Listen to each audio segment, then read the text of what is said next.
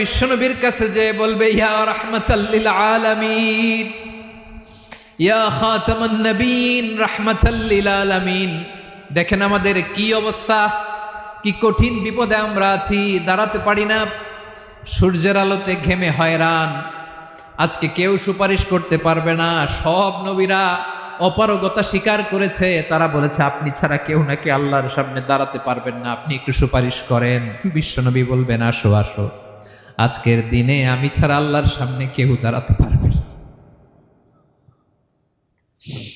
বিশ্বনবী মাকামে মাহমুদে যে আল্লাহু আকবার বলে সিজদায় লুটিয়ে পড়বেন,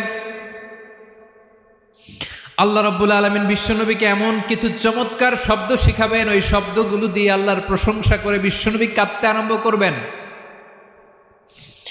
বিশ্বনবী এমন ভাবে অজর দ্বারায় সিজদায় লুটিয়ে পড়ে কাঁদবেন, রব্বুল আলামিনের রহমতের দরিয়ায় জোশ লেগে যাবে।